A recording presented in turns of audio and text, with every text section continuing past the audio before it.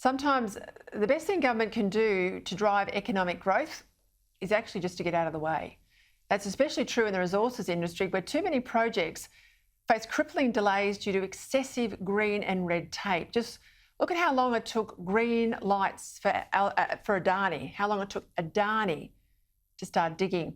Thankfully, my next guest is a can-do minister who's doing something about it with a new plan to speed up environmental approvals.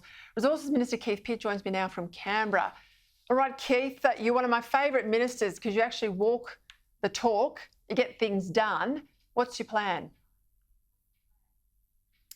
Oh, the plan is a stronger economy for a stronger future, Peter. But I mean, just briefly, I heard your interview with Mark Latham. Even Anthony Albanese doesn't want to be Anthony Albanese.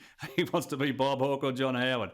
But the plan around building our economy, we made an announcement with Minister Susan Lee this week, just under $130 million to make sure that we can get projects approved, make sure we maintain that balance about environmental protections, but to ensure that we've got 10 areas, and we're going to spend around $60 million on 10 regional areas to effectively have a pre-approval process.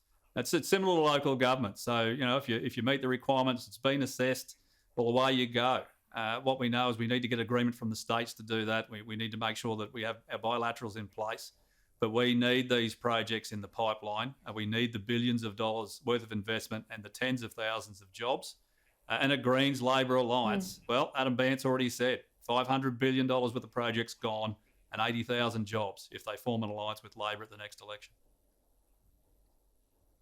Look, I know you're a fan of nuclear energy. Unfortunately, your cabinet colleagues and your leader are not. What did you make of the CFMEU coming out today to say, look, if we're closing all these coal-fired power stations, we've got to have an honest conversation about small modular reactor nuclear power?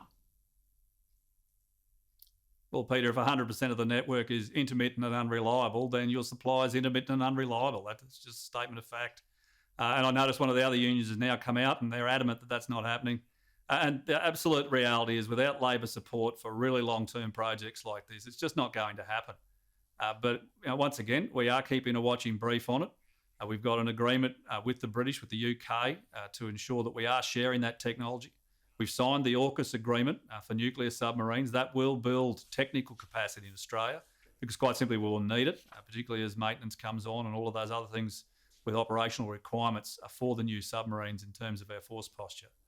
But we are investing significantly in the AUKUS agreement, in nuclear subs, in defence, and we need to make sure that our national energy security is as strong as possible so that also delivers a strong and safe and secure nation.